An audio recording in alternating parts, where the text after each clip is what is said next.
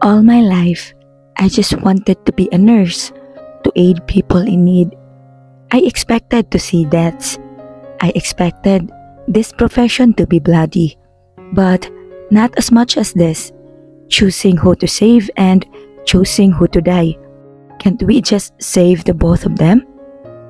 I'm still mourning for Ryu's death, but here I am again, facing another death right in front of me. And as usual, I can't do anything about it, but to watch them desperately longing for life and time, desperately wanting more. Who wouldn't? Life may be tough, but it's too good that no one wanted to leave. It's tough and painful, but it's beautiful. We don't trade lives, but there would always be this moment where you have to choose what's best. And the best is to let someone die in order for someone to live. Hang on, they're coming. Malumanay na sabi ko sa batang babae na nakahiga sa sahig. She's getting weak as seconds pass by. I comforted her while checking her vital signs. The rescuer was beside the mother, comforting her and checking also her vital signs. Habang lumilipas ang minuto, ay nahihirapan na rin kaming huminga. Ilang minuto na lamang ay tuluyan ng mawawala ng supply ng oxygen dito. I'm worried for all of us. Hindi ko na mabilang kung ilang minuto na ba ang lumilipas at wala pa ring bakas ng mga rescuer na parating. I guess they're really having a hard time locating us.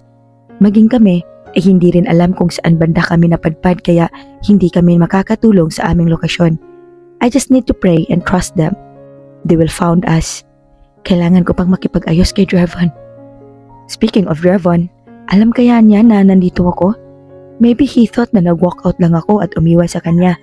Maybe he doesn't have a single idea that I'm currently trapped inside a collapsed building, fighting for my life. Isang aftershock pa ay siguradong buhay na namin ang nakataya. Kuya Henry, are you okay there? Tanong ko, trying to make small conversations with them. Okay lang kami, sagot naman ito. Blow a whistle, Kuya Henry, baka makatulong sa kanila. Question ko, I don't have a whistle but he's a rescuer, dapat lang ay may ganun siya.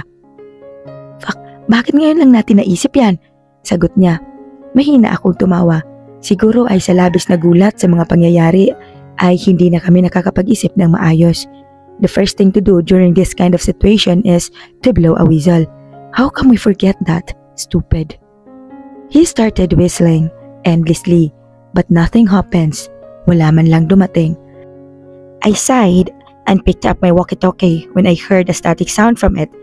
Hello? Who's this? If this is the rescue team, can you be a little faster? We are running out of time and oxygen. Sabi ko pagkapindot ko dito. Walang sumasagot mula sa kabilang linya. Puro static sounds lang.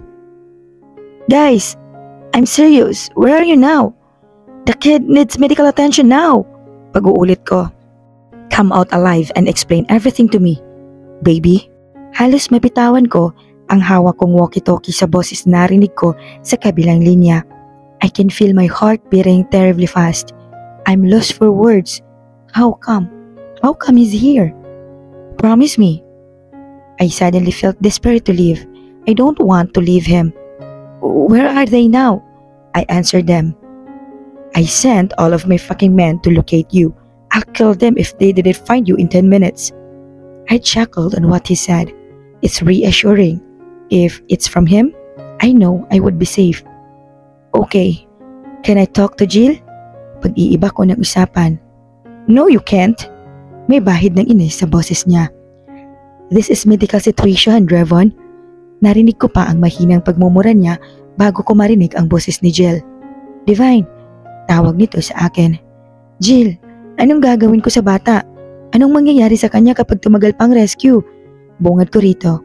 My heart hurts while watching the poor kid struggle to survive. Kailangan siyang maturukan ng gamot bago alisin ang pader na nakadagan sa kanya. Kapag hindi na iturok sa kanya ang gamot, ay mabibigla ang katawan niya sa pressure kapag inalis ang pader. Magpapakawala na malaso ng katawan niya na siyang maaaring niyang ikamatay sa susunod na oras. Makakalabas man siya ng maayos, kapag hindi maayos ang pagkakaalis sa kanya, ay maaari niyang ikamatay. I gulped on what I heard. May dala bang gamot ang parating na rescuer? Tanong kong muli. Meron. Ang kailangan mo lang gawin ay panatilihin siyang gising. Tumango ako kahit alam kong hindi niya ako nakikita. Tumingin ako sa bata. Gising naman ito na pinaglalaruan ang binigay kong keychain. Jill, wala ba talagang pag-asang mabuhay ang isa? Alam kong suntok sa buwan ang sagot na meron sa tanong ko, but it's Jill. I know he have some unbelievable skills and knowledge. He hates trading lives. He hates choosing between life and death. He would always choose life even if it was impossible. Saglit na natahimik siya sa kabilang linya bago muling sumagot. Meron. Napanganga ako sa narinig ko. Alam kong nakikinig ang rescuer sa pag-uusap namin kaya't nang sabihin niya iyon ay agad kaming nagkatinginan. As expected, he's Jill, the greatest traditional doctor I've ever seen. Tell me, what should we do? I exclaimed joyfully. Makinig ka ng mabuti, Divine. Agad akong lumapit sa rescuer upang sabay naming mapakinggan ang sasabihin ni Jill. Panatilihin mo siyang humihinga at wag na wag mong hahayaan na sumayad sa kanyang puso ang bakal. Kapag nagawa mo iyon, ay kailangan mo siyang mailabas sa loob ng 2 minuto. Ako nang bahala sa susunod. Wala na akong narinig pang muli mula sa kabilang linya. Paano natin gagawin yun? I suddenly lost my hope. Isang maling galaw ay tatama sa puso niya ang bakal. Lumapit ako sa babae at muling sinuri ang pagkakasaksak dito. Titignan kong muli kung ano ang pwedeng gawin. Inilawan ng rescuer ang buong lugar at tila inaanalisa ito kung ano ang mga posibleng mangyari sa bawat galaw na aming gagawin. May pag-asa pa, magtiwala ka. Magaling ang kaibigan ko. I assured the lady. She smiled faintly at me as I held her hands. Utang na loob ko sa inyo ang buhay namin ng anak ko. Nahihirapang sabi nito.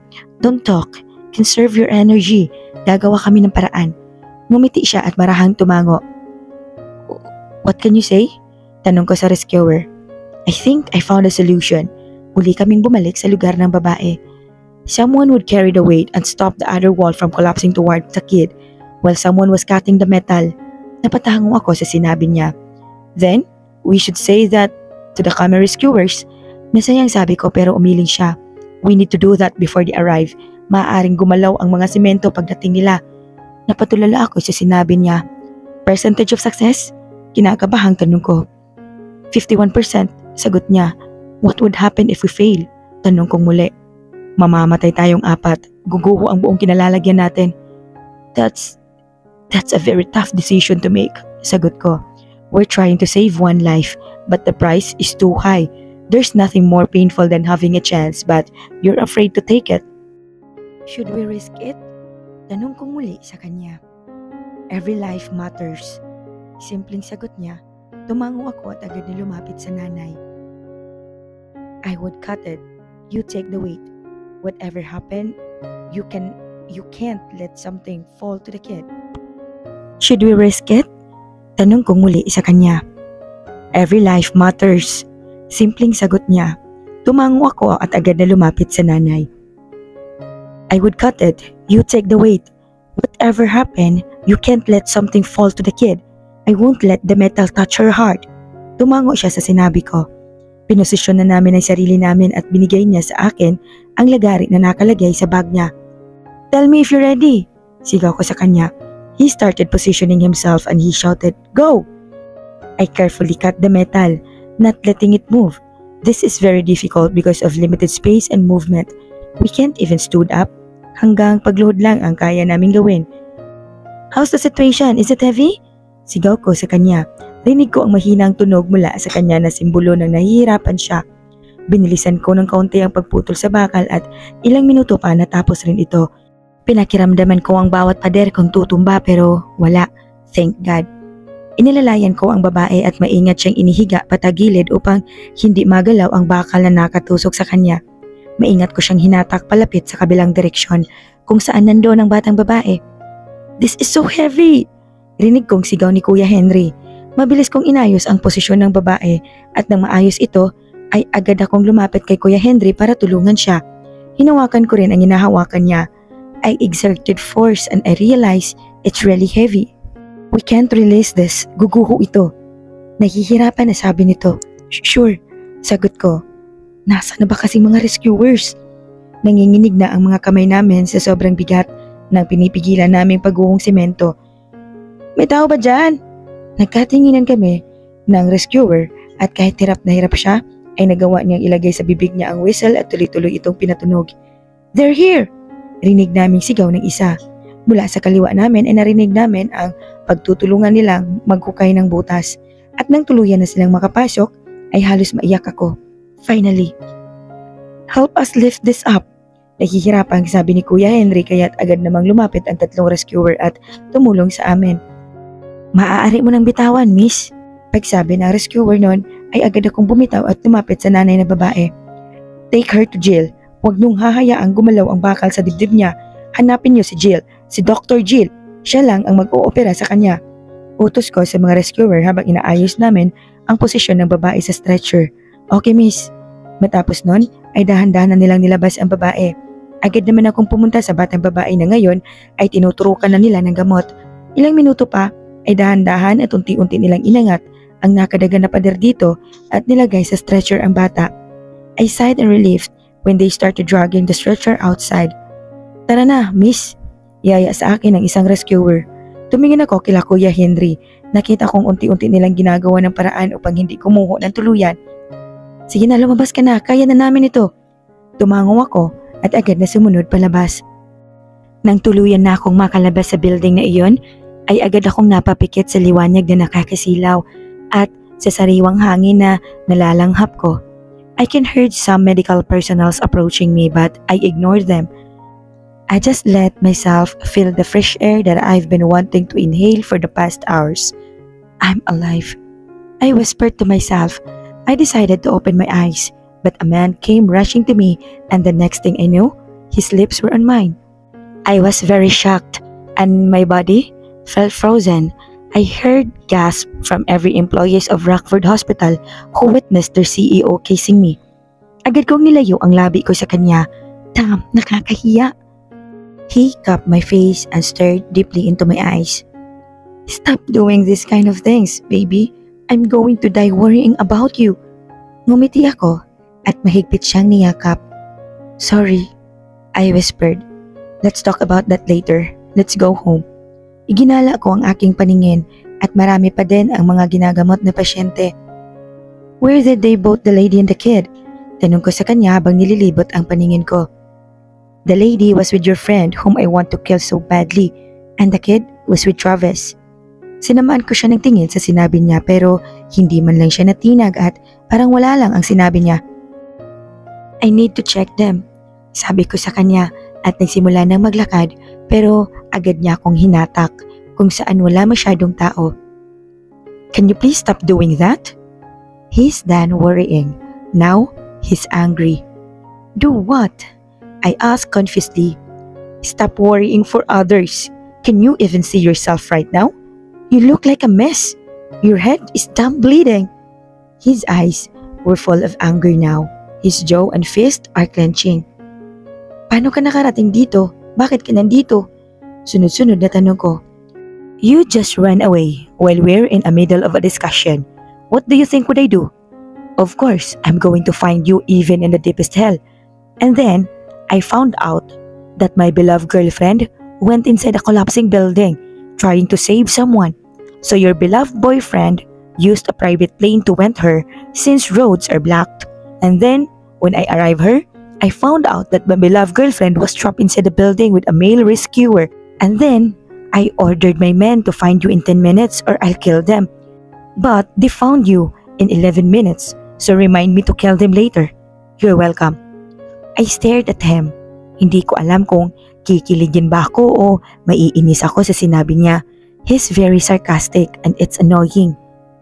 "Thanks, nag-abala ka pa." I gave him my fakest smile and walk away. Ilang hakbang pa lamang ang nagagawa ko nang maramdaman ko ang labis na pagsakit ng ulo ko. I stopped walking and closed my eyes. "Walking away again?" Rinig kong sabi niya pero hindi ko na ito pinansin. I tried opening my eyes again but I suddenly got dizzy. "Drev." Before I can even utter his name, I just felt my body falling to the ground as darkness dominates my system. Sa kabilang banda, third person point of view. "Mr. Rockford, we need your plane to transfer the 2 survivors. It's critical." Humahangos na sabi ni Travis kay Trevor na ngayon ay bitbit si Levi na walang malay. What happened to her? Gulat na tanong ni Travis nang makita si Levi. She passed out. Maikli at malamig na sagot nito. About the plane? No, we're leaving. Malamig na sagot nito. The survivors need the plane, Mr. Rockford. They won't last long. Matigas na pahayag ni Travis. Tumingin sa kanya si Drevon at hindi nagbabago ang malamig niyang mga mata. I don't care. Levi needs to be brought to hospital. Sagot nito. Saglit na tinignan ni Travis si Levi. Huminga ito ng malalim bago muling tumingin kay Drevon. She won't like it if you did that. She sacrificed her life for those two survivors. If they die, what do you think would she feel? Natahimik si Drevon. Nagtiimbagang ito at matalim na tumingin kay Travis.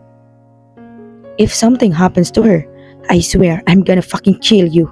Gigil na tura nito kay Travis. Tumango si Travis at agad inalalayan si Drevon patungo sa isang folding bed ng kanilang tent at inihiga doon si Levi. Jill, I need to go with the survivors. Please, take care of Levi. Sabi ni Travis at agad naman na umalis upang dalhin ang dalawang survivors sa hospital. Pagkalapit ni Jill ay agad nitong sinuri si Levi. Masamang tingin ang ipinupukol ni Drevon habang ginagamot ni Jill ang sugat sa ulo ni Levi. He's so damn jealous. He just saw them lying on a bed together. He wanted to kill him, but he can't. Sa kabilang banda, Levi point of view. When I said I wanted to be in a hospital, I mean, I wanted to be a nurse. But look at me now. Pasyente na naman ako. Inilibot ko ang mata ko sa buong kwarto. Yeah, I'm in a hospital. Napahawak ako sa ulo nang maramdaman ko ang mahinang pagkirot nito. May benda ang ulo ko. Sinubukan kong umupo at nakayanan ko naman. Walang tao. Wala man lang nagbabantay sa akin. Well, sino ba naman ang inaasahan ko? Napatingin ako sa side table ko. I gulped when I saw foods. Gutom na ako. Para sa akin naman siguro yan, di ba? Agad kong kinuha ang nakabalot na sandwich at sinumulan na itong kainin. Nasaan kaya si Drevon? Si Jill? I was busy eating my food when I heard a voice from the door. So, my baby is hungry, ah? Nasa bibig ko pa ang sandwich habang nakatulala si lalaking nakasandal sa pagitan ng pinto. He's not wearing suit or any formal attire. He's just wearing a pants and a shirt while sipping his coffee. He walked towards me and sat next to me. How are you feeling, baby? Malumanay na tanong nito sa akin. I'm fine. What happened? Tanong ko. You collapsed from overfatigue, hunger, and head injury. Sagot nito. Umusog pa siya ng konti hanggang sa magkalapit na kami at hinawakan niya ang kamay ko. I won't let you leave my sight again. Sobrang bilis ng tibok ng puso ko habang sinasabi niya ang mga katagang iyon. He's staring at my eyes and his words were melting me.